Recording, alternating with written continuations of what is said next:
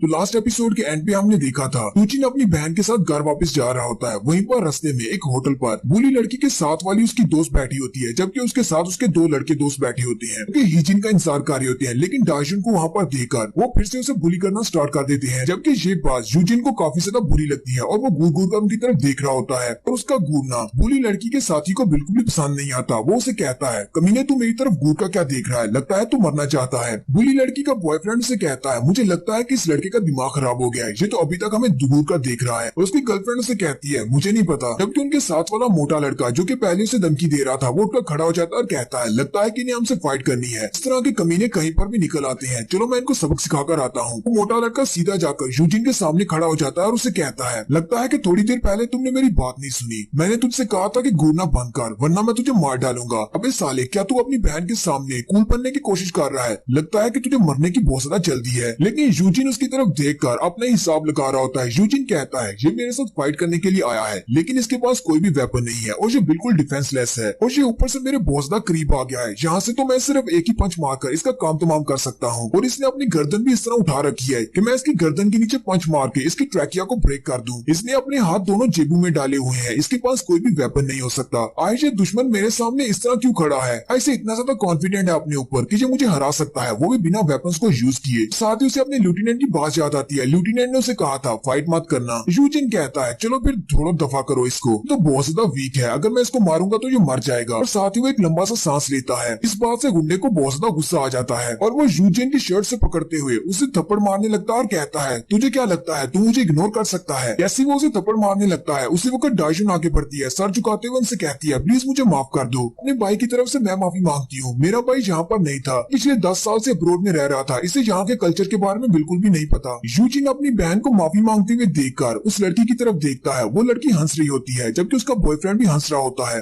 बुली लड़का अभी भी बहुत ज्यादा गुस्से में होता है और डाइजुन से कहता है, इस बात से क्या फर्क पड़ता है कि ये कमीना 10 साल तक बाहर रहकर आया है, मुझे इस बात से क्या फर्क पड़ता है? इसने गुस्से के साथ मेरी तरफ देखा है, मुझे इसे सबक सिखाना है। यूजिन अपनी बहन की तरफ देखता है तो उसकी बहन बहुत ज्यादा घबराई हुई होती है और डर के मारे रोना शुरू कर देती है। यूजिन जल्दी से उस बुली लड़के के बाजू के ऊपर पंच मारता है, इससे वो लड़का पीछे की तरफ हट जाता है और अपने बाजू को पकड़कर चिल्लाना शुरू कर देता है और कहता है, इस लड़के का पंच तो बहुत ज्यादा भारी है, ऐसे लग रहा है जैसे मेरी हड्डी टूट गई है। यूजिन ने अपना बैग पहना होता है, वो अपने बैग को उतार देता है और साथ ही अपने कोट को उतार कर अपनी बहन के पास चला जाता है। उसकी बहन डरते हुए अपने भाई की तरफ देखती है और उसे कहती है, ब्रदर यहाँ से चलो। वो उसे कहता है, तुम्हें यहाँ पर थोड़ी देर के लिए रुकना होगा। साथ ही वो अपने कोट को उसके चेहरे के ऊपर दे देता है और कहता है, यहाँ पर मत देखना। उसी वक्त वो मोटा लड़का यूजिन को गालियां देते हुए उसे पंच मारने के लिए आगे बढ़ता है, लेकिन यूजिन भी जल्दी से पीछे की तरफ घूमता है और उसकी थोड़ी के नीचे जबरदस्त कोहनी मारता है, जिससे वो पीछे की तरफ गिर जाता है और उस बेचारे के दांत भी टूट जाते हैं। वो मोटा लड़का पीछे जाकर टेबल के ऊपर गिरता है, जबकि दूसरे वाला बुली लड़का भी काफी ज्यादा घबरा जाता है और उसकी दोस्त भी। यूजिन उन दोनों से कहता है, मुझे लगता है कि मैंने अपने लेफ्टिनेंट को दिया हुआ वादा अपने स्कूल के पहले ही दिन तोड़ दिया है, मुझे बाद में उनसे माफी मांगना पड़ेगी। वो मोटा लड़का नीचे गिर जाता है और उसके मुंह से बहुत सारा ब्लड भी निकल रहा होता है, जबकि दूसरे वाला लड़का बहुत ज्यादा घबराया हुआ होता है और कहता है, ये कमीना है कौन? इसने सिर्फ एक ही पंच में हमारे मोटू को नीचे गिरा दिया है। यहीं पर नेक्स्ट सीन उस बेस का दिखाया जाता है जहाँ पर यूजिन ट्रेनिंग करता रहा है और उन सारे सोल्जर साथियों का जिनके साथ वो ट्रेनिंग कर रहा था। यहीं पर उसके लेफ्टिनेंट भी खड़े होते हैं। उनके पास एक सोल्जर आता है और कहता है, लेफ्टिनेंट आपने कहा था कि आज के दिन हमारा यूजिन स्कूल में जाने वाला है, मुझे लगता है कि आज उसका पहला दिन होने वाला है। लेफ्टिनेंट उसे कहते हैं, हाँ वो आज ही के दिन स्कूल जाने वाला है, लेकिन मैं उसके लिए बहुत ज्यादा परेशान हूँ। हमने पूरा 1 साल लगाया है उसे एजुकेट करने में कि उसे स्कूल में जाकर किस तरह पेश आना है, बाकी के बच्चों के साथ किस तरह बिहेव करना है। दूसरा सोल्जर कहता है, सर आपको परेशान होने की जरूरत नहीं है, इसने पूरे 10 साल हमारे सोल्जर्स के साथ यहाँ पर गुजारे हैं, किसी भी माहौल में अपने आप को एडजस्ट कर सकता है। साथ ही लेफ्टिनेंट ब्लश करते हुए कहते हैं, हाँ मुझे पता है वो मेरे सारे रूल्स को फॉलो करेगा, वो वहाँ पर अपने आप को बहुत ही अच्छे से एडजस्ट कर रहा होगा क्योंकि मैंने उसे पर्सनल ट्रेनिंग दी है। सोल्जर भी लेफ्टिनेंट से कहता है, हाँ लेफ्टिनेंट आप बहुत ही अच्छे कोच हैं, हम ये बात अच्छी तरह से जानते हैं। लेकिन साथ ही दूसरी तरफ का सीन दिखाते हैं, यूजिन उनके सारे रूल्स की धज्जियां उड़ा रहा होता है और उसने उस मोटे लड़के को पंच मारा होता है, जिससे वो जख्मी होकर नीचे गिर जाता है। यूजिन कहता है, लगता है मैंने लेफ्टिनेंट को दिया हुआ वादा तोड़ दिया है। यूजिन उसकी तरफ देखता है और कहता है, इसकी तो आंखें घूम गई हैं, लगता है कि ये सिर्फ एक ही हिट से बेहोश हो गया है, मुझे तो लगा था ये दुश्मन बहुत ज्यादा पावरफुल होगा। फिर साथ ही यूजिन दूसरे वाले लड़के की तरफ देखता है। दूसरे वाला लड़का पहले ही बहुत ज्यादा घबराया होता है, वो भी उसी की तरफ देख ही रहा होता है कि यूजिन बड़ी स्पीड के साथ उसके सामने पहुंच जाता है और उसे पंच मारता है। वो अपने दोनों बाजू को सामने करते हुए यूजिन के पंच को ब्लॉक करने की कोशिश करता है, लेकिन यूजिन उसके पेट में एक जबरदस्त पंच मारता है, जिससे वो पीछे दीवार के साथ जाकर गिरता है। जबकि अब सिर्फ वो बुली लड़की बचती है जो कि ये देखकर बहुत ज्यादा घबरा जाती है। यूजिन उसके सामने आकर खड़ा हो जाता है और उसे घूर घूर कर देखता है। इस वजह से वो और भी ज्यादा घबरा जाती है।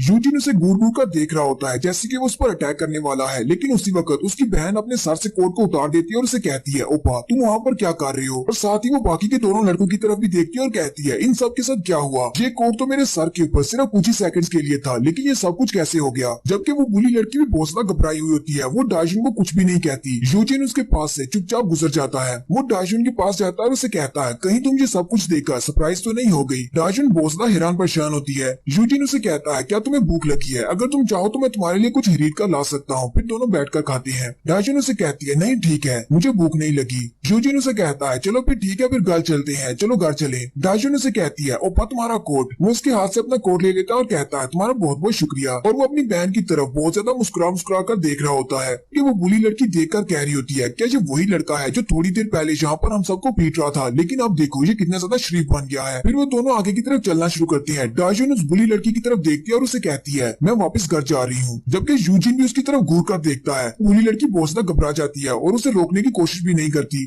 फिर वो दोनों बहन भाई चलते हुए आगे चले जाते हैं। डाइजुन अपने भाई से कहती है, ओपा क्या थोड़ी देर पहले उन दोनों बुरे लड़कों को तुमने मारा है। यूजिन उसे कहता है, हाँ मैंने उन दोनों को मारा है। उसकी बहन ये सुनने के बाद सोच रही होती है, मेरा भाई शक्ल से तो ऐसा दिखता नहीं है कि ये किसी को मार सकता है, क्योंकि बहुत ज्यादा सिंपल लग रहा है। डाइजुन अपने भाई से कहती है, क्या तुम्हें पता है कि यहाँ पर कोरिया में किसी की तरफ इस तरह घूर कर नहीं देखते जैसे तुम उनकी तरफ घूर कर देख रहे थे। जैसा कि उन दोनों ने रिएक्शन दिया, बिल्कुल बाकी भी ऐसे रिएक्शन देते हैं, इसलिए किसी को घूर कर मत देखो। यूजिन उसे कहता है, लेकिन जहाँ पर मैं रहता था वहाँ पर हमें हर चीज के ऊपर नजर रखना पड़ती थी, एक दूसरे की तरफ घूर कर भी देखना पड़ता था, क्योंकि अगर नजर हटी तो दुर्घटना घटी। डाइजुन उसे कहती है, क्या वाकई में ऐसी भी कोई जगह है जहाँ पर तुम दूसरों के ऊपर से नजर नहीं हटा सकते। डाइजुन उसे कहती है, तो फिर यहाँ पर तुमने ऐसा क्यों किया, तुम उनको घूर कर क्यों देख रहे थे। यूजिन उसे कहता है, तुम्हारे लिए, कि तुम उनकी वजह से बहुत ज्यादा डरी हुई थी, मुझे लगा शायद वो तुम्हें बहुत ज्यादा मुश्किल में डाल रहे हैं, इसी वजह से मैंने उनको पीटा है। तुम मेरी छोटी बहन हो, तुम्हें प्रोटेक्ट करना मेरा फर्ज बनता है। डाइजुन उसकी बात सुनने के बाद अपना सर झुका लेती है। यूजिन उसे कहता है, तुम्हें क्या हुआ, क्या मैंने कुछ गलत कह दिया। लेकिन डाइजुन उसे कोई भी जवाब नहीं देती। फिर वो दोनों वापस अपने घर आ जाते हैं। घर आने के बाद रात का सीन दिखाते हैं, जहाँ पर ग्रैंडपा यूजिन से कह रहे होते हैं, बेटा तुम्हें ये सब कुछ करने की जरूरत नहीं है, मैं तुमसे कह रहा हूँ ना, ये सब कुछ मैं कर सकता हूँ, तुम आराम से बैठो और खाना खाओ। यूजिन ने एप्रन पहना होता है और वो दादाजी से कह रहा होता है, दादाजी आप आराम से जाकर चेयर पर बैठ जाएं, मैं सारी डिशेस धो दूंगा, अब से आपको इन सब कामों के लिए परेशान होने की जरूरत नहीं है। दादाजी उसे कहते हैं, अच्छा ठीक है, कि मैं नहीं चाहता कि तुम ये सब कुछ काम करो, इतने सालों के बाद तुम वापस आए हो। फिर दादाजी वापस जाकर चेयर पर बैठ जाते हैं, जबकि यूजिन सारे बर्तन धोना शुरू कर देता है। दादाजी उससे बात बढ़ाने के लिए कहते हैं, मुझे बताओ क्या तुम्हें खाना पसंद आया, मैंने आज बहुत ही मन लगाकर खाना तैयार किया था, सिर्फ स्पेशल तुम्हारे लिए। ऐसे मेरे कुकिंग स्किल इतने अच्छे तो नहीं है, लेकिन फिर भी मैंने तुम्हारी पसंद का खाना बनाया था। यूजिन अपने दादाजी से कहता है, खाना बहुत ज्यादा अच्छा था, मैंने बहुत ज्यादा एंजॉय किया, नहीं इससे अच्छा खाना पहले कभी नहीं खाया। दादाजी उसकी बात सुनकर काफी ज्यादा खुश हो जाते हैं और कहते हैं, ये बात सुनकर मुझे बहुत ज्यादा अच्छा लगा। डाइजुन अपने दादाजी की तरफ देखकर मुस्कुरा रही होती है और कहती है, दादाजी इस बात को छुपाने की कोशिश कर रहे हैं, लेकिन दादाजी अंदर से बहुत ज्यादा खुश हैं, क्योंकि यूजिन ने उनके खाने की तारीफ की है, क्योंकि दादाजी को कुकिंग बिल्कुल भी नहीं आती थी। तो यूजिन की वापस आने की बात सुनने के बाद कुकिंग क्लासेस लेते रहे हैं। दादाजी डाइजुन से कहते हैं, क्या तुम्हें भी खाना पसंद आया। डाइजुन कहती है, जी दादाजी मुझे भी बहुत ज्यादा पसंद आया।